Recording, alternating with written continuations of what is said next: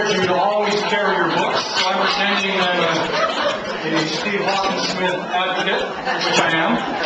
So again, carry your books and sell.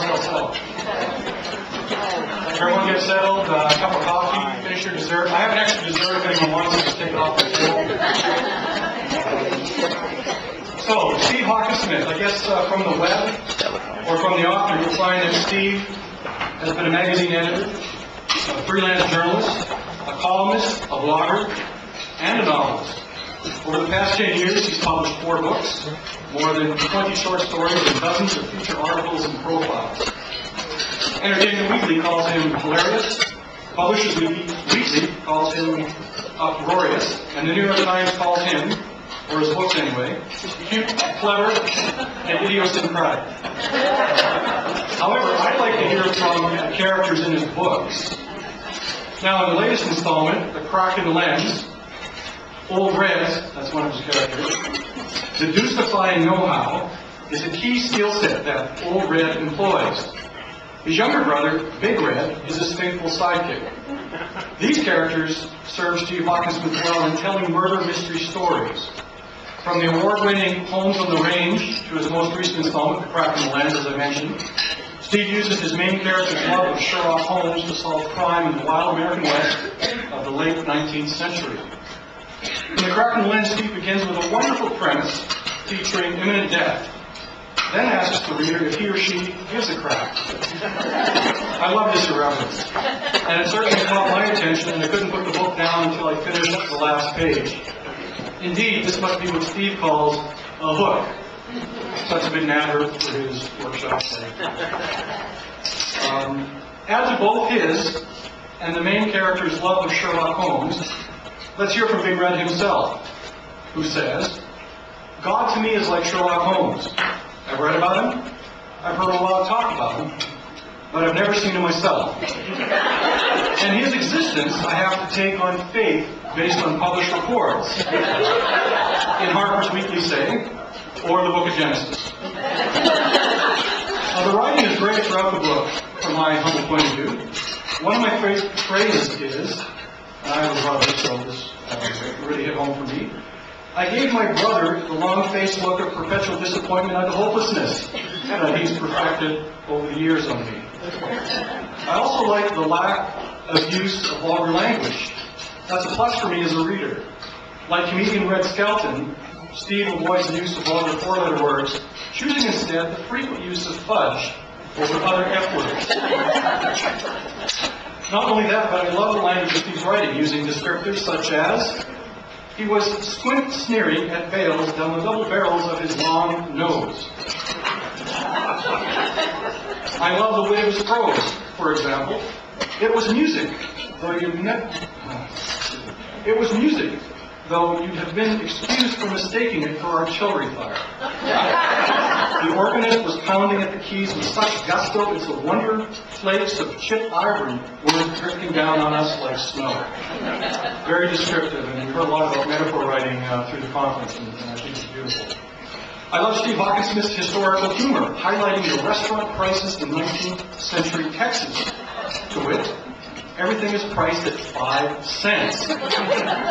Bacon and eggs, with bacon spelled B-A-K-I-N. Fried taters and coffee, with coffee spelled C-O-F-F-Y. I love that Steve includes libraries and bookstores in his storytelling. For example, he writes, "Andrew Carnegie may be sprinkling the East with public libraries, but out here in the West, they're still a rarity, as are bookstores any bigger than the back corner of a general store."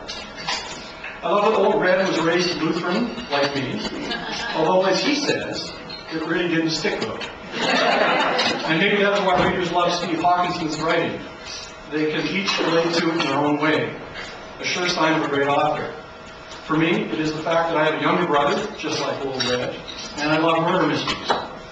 And I love that Steve Hockensmith, the dad, has to bolt after his workshop this afternoon, as Old Red would say, to chase after the Rugrats. Like the brothers in his books, he is a down-to-earth guy. Please join me in welcoming Steve Hockensmith.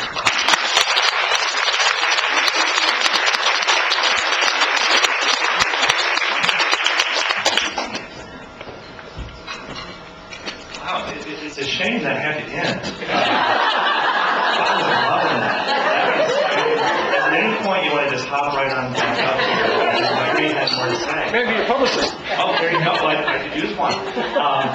And I say it's a little bit intimidating to be up here competing with myself. That's probably from about 4 years ago.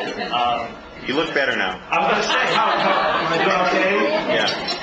Can I strike the same pose? You're in better focus.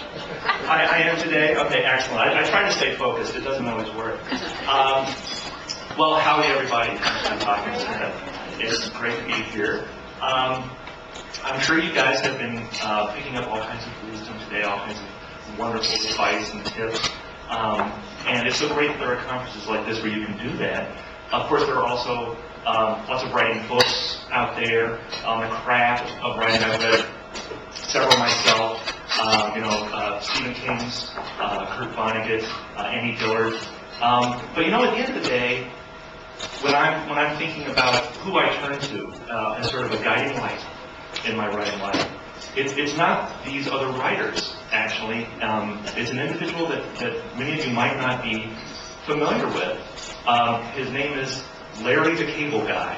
And that's a good sign that people laugh there, because I didn't know if people in Northern California would have any idea who Larry the Cable Guy is. For those of you who do not know, Larry, in addition to being a cable guy, is mostly a comedian based in the South, and he has a catchphrase. Do people know his catchphrase? Get her done. Get her done. So, when I'm thinking about the guiding principle of my writing life, it really is get her done. Larry, I don't know if the guy can even read, but he has some good advice for writers. And I don't just mean that in the butt and chair philosophy. You guys have probably all heard about that. A writer is asked, what's your advice, for aspiring authors? Like, well, butt and chair. And I'm with that all the way. But I don't think it's quite that simple, because there are so many times that my butt doesn't feel worthy of the chair. And that's kind of what I'm going to be talking about today, is helping the butt feel worthy in the chair. My original title for the presentation, and they went into it. I'm not really sure why. So in addition to Larry the Cable Guy, I always, as you can tell already, I like to shoot high with my cultural references. So we'll also be turning for wisdom and guidance to those great thinkers' journey and their fabulous hymn, Don't Stop Believing. Because I believe that's sort of what I'm going to be getting at today, is get her done and don't stop believing. Does anybody in this room know an individual by the name of Sophie Littlefield? Hey, I knew she would have friends here. Oh, Sophie's so great. Sophie's a friend of mine who's a writer, and her first novel just came out this summer. It's called A Bad Day for Sorry. That was the book. And it's sort of a gritty mystery about a butt-kicking mama in Missouri who goes out and rights wrongs.